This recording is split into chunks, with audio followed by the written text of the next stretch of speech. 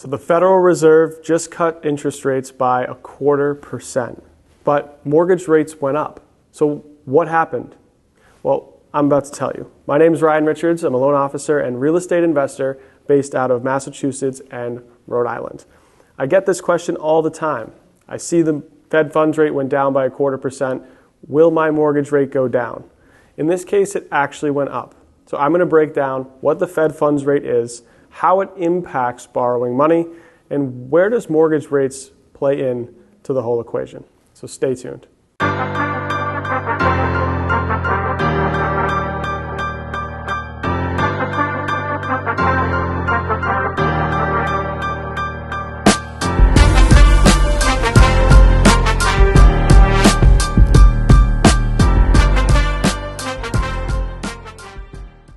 So in order to understand this equation, we first need to figure out and define what each component is.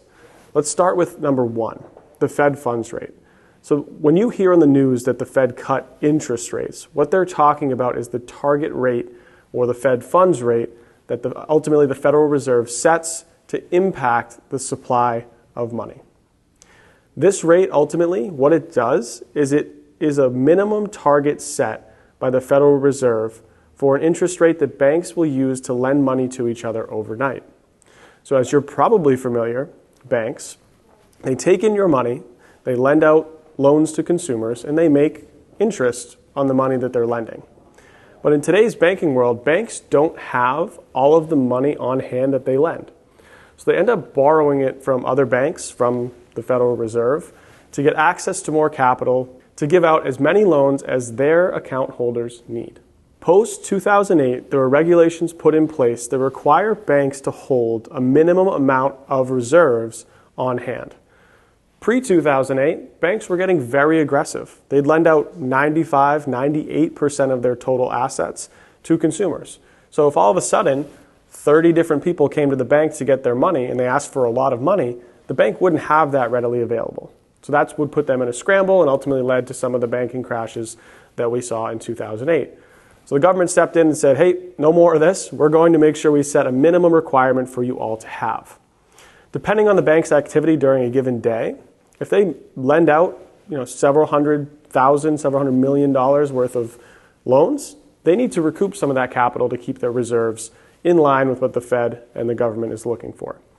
How do they do this? They borrow money from other banks, from the Federal Reserve, and ultimately how much they pay to access that money impacts the cost of your financing.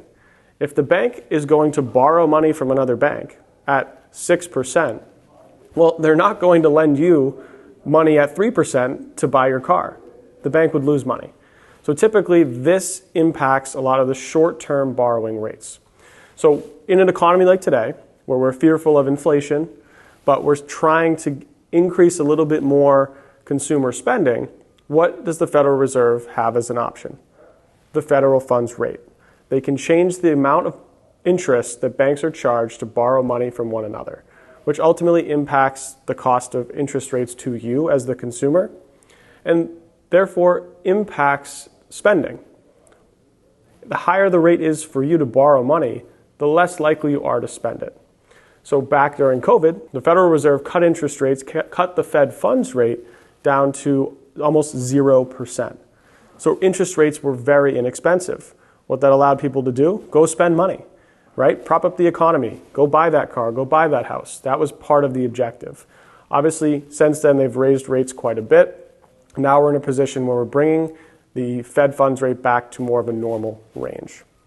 What's important to note is that Fed funds rate, again, is only impacting, at its core, banks borrowing money from one another on a very short-term basis, typically overnight. Because of the short-term nature of that rate, it only typically directly affects short-term rates for you as the consumer. Meaning, yesterday, the Fed cut rates by 0.25%. What loans get impacted? Well, it's usually the shorter-term, more variable interest rate loans. Things like credit cards, auto loans, home equity lines of credit, business loans, short-term debt, short-term interest rates. So it's only going to affect things that are short-term in nature. Since the bank's only borrowing it for a short time, it's only going to affect the interest rates for you that they base off of their short-term money. What's very different about this is mortgage rates. Mortgage rates are obviously a longer-term debt. If you take out a mortgage, typically that's for 30 years. So as a bank, you can't base your interest rates for a 30-year loan off of what it costs you to get money from one day to the next. You need to base that on a more secure, longer-term capital source.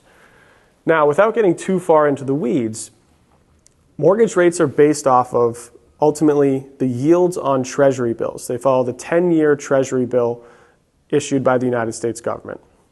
Why that's important? Because T-bills ultimately have two components to their structure. Number one, there's a price. There's a price you pay for the T-bill. But more importantly, it's a yield you're expected to get for a T-bill. So if you're investing in a T-bill, you're investing in a fixed rate of return, the yield, in exchange for buying essentially the government's debt. What changes yields is really important because that ultimately is what dictates mortgage rates. And we'll tie this back to how the Fed impacts that in a moment.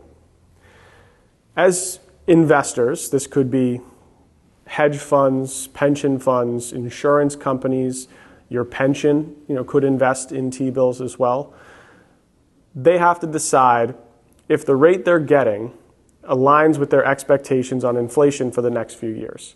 Because let's say you buy a T-bill at 3%, that's great.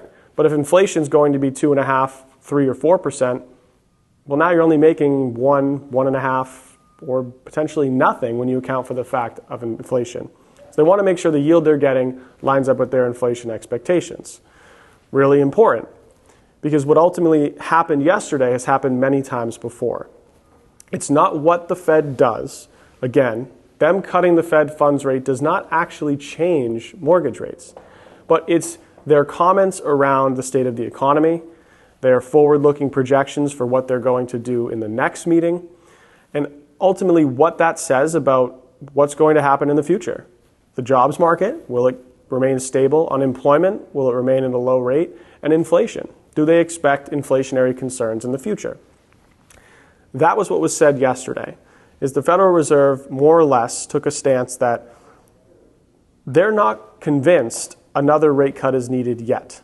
They haven't fully concluded that they're going to cut rates again come the next Fed meeting.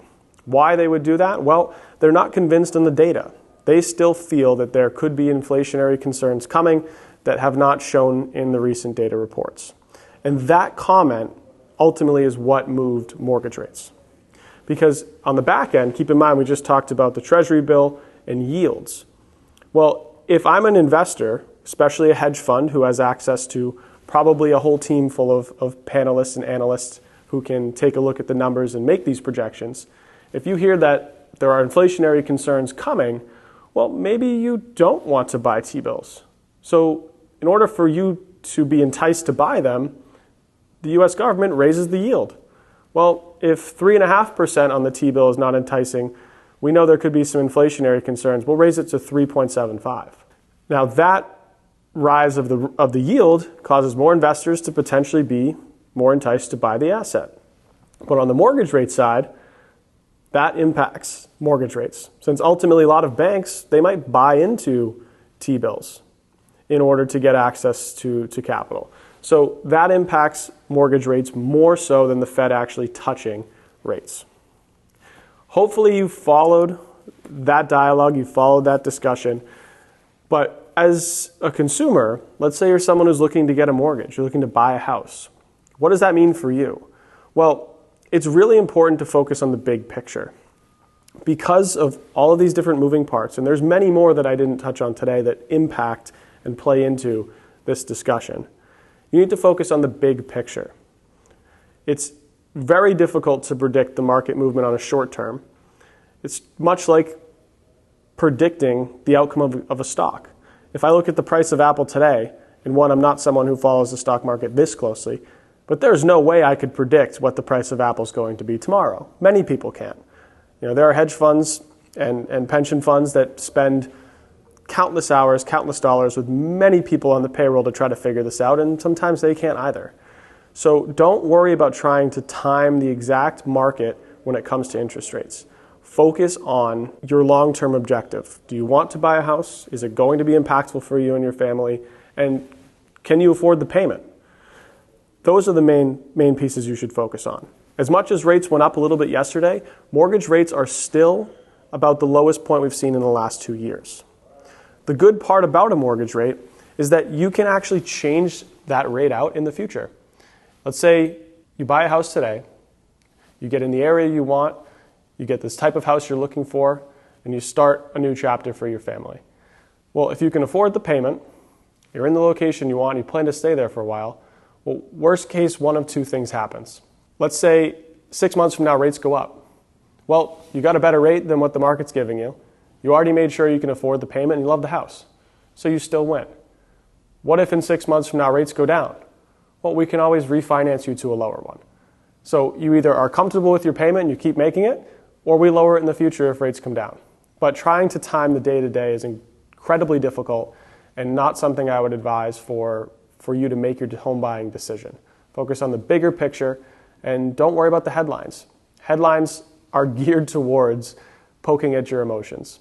Earlier today, I actually saw a headline that said, mortgage foreclosures are rising at the fastest rate since 2008. They're actually exceeding 2008 numbers in terms of the amount of reported foreclosures. Well, what's important to understand about that is that we just came out of forbearance a year and a half ago, meaning there were no foreclosures, there were no delinquencies reported. So when you take a number from 0 and you increase it to 10, relatively that's a massive increase. But again, you have to focus on the data and the numbers, not just the headlines, and focus on the bigger picture. How does that really impact you? Well, maybe some more houses will be on the market. If you own a house, you don't plan to sell, then in the long term, the value will still, appreciate. So focus on the big picture. As always, if you have questions, you want to talk more about the market, interest rates, or some options, you know who to talk to. See you on the next one.